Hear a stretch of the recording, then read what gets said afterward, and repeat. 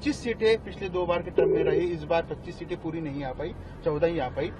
समीक्षा के तौर पे, क्योंकि आप पार्टी के मुखिया भी है राजस्थान में और सांसद भी है, समीक्षा किस तरह की जाएगी?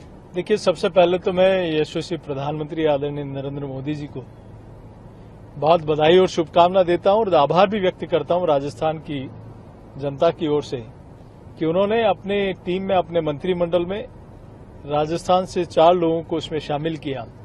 इसके लिए पूरे प्रदेश की ओर से और पार्टी की ओर से मैं बधाई और शुभकामना देता हूं, धन्यवाद अर्पित करता हूं। जहां तक हार और जीत का सवाल है, निश्चित रूप से चाहे हार हो या जीत हो, चाहे अच्छा परिणाम आए चाहे कम, उसमें कहीं कहीं आकलन कम हो, तो उसकी समीक्षा और उसके ऊपर चर्चा जरूर होती है। तो निश्चित रूप से आने वाले समय में कहाँ क्या कमी रही, इसके ऊपर निश्चित रूप से हम लोग बातचीत करेंगे। इन परिणामों के बाद, चूंकि आप सांसद पहले भी थे, वापस से सांसद चुने गए हैं, इन परिणामों के बाद एक चर्चा राजनीतिक गलियारा में ये भी चल रही है कि अब सीपी जोशी जी की अगली भूमिका क्या रहेगी। हालांकि आप वर्तमान में प्रदेश अध्यक्ष है, कई प्रकार से सीपी जोशी कार्यकर्ता था, कार्यकर्ता है और कार्यकर्ता रहेगा। चाहे कोई भी जिम्मेदारी हो या नहीं हो, लेकिन एक कार्यकर्ता के नाते पार्टी जो निर्देश देगी, जो भूमिका तय करेगी, उसमें सीपी जोशी काम करेगा। और चाहे कोई दायित्व हो या नहीं हो, आज यहाँ इस दायित्व में पहुंचा हूं तो ये मेरे जैसे एक सामान्य कार्यकर्ता को इतना बड़ा सम्मान सिर्फ और सिर्फ भारतीय जनता पार्टी में ही मिल सकता है। तो मुझे एक कार्यकर्ता के नाते भी जो भी दायित्व मिलेगा तो निश्चित रूप से मैं काम करूंगा। जोशी जी, चूंकि लोकसभा चुनाव में 5 सीटें ऐसी थी जहां पर मौजूदा विधायकों को लड़ाया गया, वो जीत गए, चाहे कांग्रेस हो या उनके गठबंधन के हो। 5 सीटें खाली होती है, अब 5 सीटों पर उपचुनाव भी होना है आने वाले दिनों में। क्या मान के चले, क्योंकि उपचुनाव पे एक बड़ी चुनौती रहेगी इस लोकसभा चुनाव के बाद आपके कंधों पर, बीजेपी के कंधों पे, किस तरह की रणनीति इसमें रहेगी प्रत्याशी? देखिए, कांग्रेस और उनके गठबंधन के 5 विधायक जो बाई इलेक्शन होंगे, वहां कांग्रेस और उन गठबंधन के विधायक थे। हमारा पूरा प्रयास रहेगा कि हम लोग की टीम राजस्थान भाजपा मिलकर वहां अच्छे से चुनाव लड़े और वहां भारतीय जनता पार्टी विजयश्री अर्न करे। इसके लिए हमारी योजना बनेगी।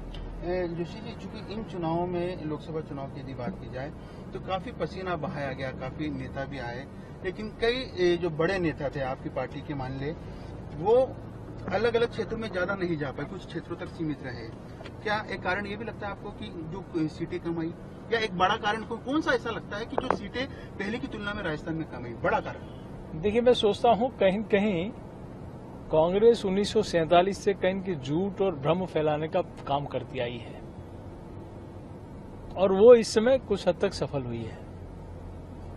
लेकिन जैसा आपने देखा होगा कि जब जब भी स्टेट में कांग्रेस की सरकार आती है, ऐसे शौफे छोड़ते हैं कि हम सरकार में आते ही सब कुछ कर देंगे, लेकिन ध्यान में आता है कि जब नतीजा आता है, जब सरकार का कालखंड पूरा होता है, तब तक भी वो लोग इंतजार कर रहे होते हैं जिनके भावनाओं के साथ खेलकर वो सत्ता में आते हैं।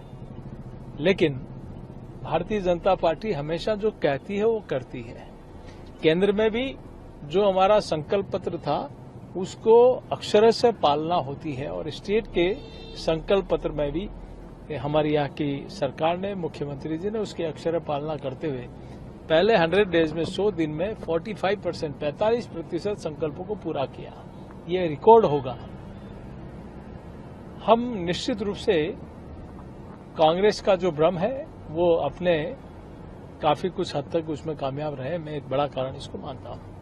भ्रम में मोटे तौर पे जो आरक्षण को लेकर, जो संविधान को बदलाव को लेकर जिस प्रकार के बयान कांग्रेस नेताओं के द्वारा, विपक्षी नेताओं के द्वारा दिए गए थे, क्या उसमें वो कामयाब हो गए? और उस भ्रम को तोड़ने की कोशिश बीजेपी के नेताओं ने भरसक की, तो क्या उसमें वो कम कामयाब हुए? आपको ये लगता है? मैं सोचता हूं कई सारे भ्रम थे, उसमें मैं श्रृंखलाबद्ध है, लेकिन कहीं कुछ हद तक वो कामयाब रहे। अब चूंकि सरकार बन चुकी है, केंद्र में एक मजबूत सरकार है, राजस्थान को अच्छा खासा प्रतिनिधित्व मिला है, क्या लगता है आपको कि कई चीजें जो आपने घोषणा पत्र में लिखी थी, राजस्थान से जुड़ी भी कोई बात थी, वो कब तक पूरी होगी, उस पर कब तक काम शुरू हो जाएगा? जैसा मैंने कहा था कि राजस्थान के पहले 100 दिन में राजस्थान के मुख्यमंत्री माननीय भजनलाल जी ने 45% संकल्पों को पूरा किया। आप देखिए, कांग्रेस ने हमेशा से सिर्फ नारे और वादे दिए, एआरसीपी की बातें की, यमुना जल समझौते की बातें की। आप देखिए कि 4.5 साल तक उज्ज्वला के कनेक्शन लाभार्थियों के लिए कोई मन में भाव नहीं। अंतिम 5 महीनों में कहा कि हम 500 रुपए में एक सिलेंडर देंगे, लेकिन आप यहां देखिए पहले 30 दिन के अंदर कहा कि हम 450 रुपए में जो हमने संकल्प लिया था वो हम पूरा करेंगे। पहले 50 दिन में किसानों को कहा कि हम उसको गेहूं पर खरीद पर हमें बोनस देंगे, वो उसको पूरा किया। किसान सम्मान निधि में कहा कि हम स्टेट से भी 6,000 केंद्र सरकार देती है तो 6,000 राज्य सरकार देगी और 2-2 हजार रुपए हम लोग प्रतिवर्ष बढ़ाएंगे, वो पूरा किया। पेंशन बढ़ाने का काम उसको आगे पूरा किया। ऐसे ही यमुना जल समझौता हो, चाहे एआरसीपी हो, चाहे आपका पेपर लीक के आरोपी थे उस पर इन्वेस्टिगेशन तेज हुआ, आरोपियों को अंदर डाला। एंटी गैंगस्टर टास्क फोर्स बनाकर जो अपराधीकरण गैंग वॉर हो रहा था उस पर अपराधियों को जेल के अंदर डालने का काम किया। कहीं न कहीं बड़े बड़े स्तर पर जो राजस्थान एक गैंग वॉर का एक बड़ा स्थान बनता जा रहा था, डेस्टिनेशन बनता जा रहा था, उस पर रोक लगाने का काम भारतीय जनता पार्टी की सरकार ने किया। तो कहीं होता है कि अंतिम 6 महीने में नींद उड़ती है कि हम अपने संकल्प पत्रों को फिर से कोई लॉलीपॉप दे दें और फिर से सत्ता में आ जाए, लेकिन इस सरकार ने पहले 100 दिनों के अंदर उस काम को शुरू किया। और केंद्र की सरकार ने भी, आपने देखा होगा, पहले ही दिन माननीय मुख्यमंत्री जी ने, माननीय प्रधानमंत्री जी आदरणीय नरेंद्र मोदी जी ने किसान सम्मान निधि की किस्त रिलीज की और अपनी कैबिनेट का पहला फैसला देखिए कि कैसे गरीब के मन के उसके तकलीफों को दूर करने का संकल्प मन में होता है कि 3 करोड़ मकान बनाने का संकल्प और उसको द्रुत गति से हम पूरा करेंगे। तो और आने वाले 100 दिनों का रोड मैप भी माननीय प्रधानमंत्री जी ने बनाया है। तो निश्चित रूप से राजस्थान के हितों के लिए, राजस्थान के विकास के लिए, राजस्थान के सशक्तिकरण के लिए, समृद्धि के लिए निश्चित रूप से डबल इंजन की सरकार पूरी मुस्तैदी से काम करेगी। 3 तारीख से राजस्थान में बजट सत्र शुरू हो रहा है, हालांकि केंद्र में भी हो रहा है, आप सांसद भी हैं। राजस्थान में बजट में चूंकि इस बार समावेशी होने की उम्मीद है, आपकी पार्टी सुझाव भी ले रही है। पार्टी के मुखिया होने के नाते इस बार के बजट में क्या खास होने की उम्मीद आप कर सकते हैं? देखिए, मैं सोचता हूं राजस्थान में और केंद्र में भी हमेशा से प्रयास किया कि गांव, गरीब, पीड़ित, शोषित, वंचित वर्ग की भलाई के लिए, युवाओं के सपनों की उड़ान के लिए, महिला सशक्तिकरण के लिए, किसान की समृद्धि के लिए, शहर और गांव की खाई को पाटने के लिए अनेक ऐसे काम हैं जो इस प्रदेश के विकास की उन्नति और प्रगति में बहुत मायने रखते हैं। उन सारे कामों को सरकार ने एक रोडमैप बनाना शुरू किया है। सारे संगठन,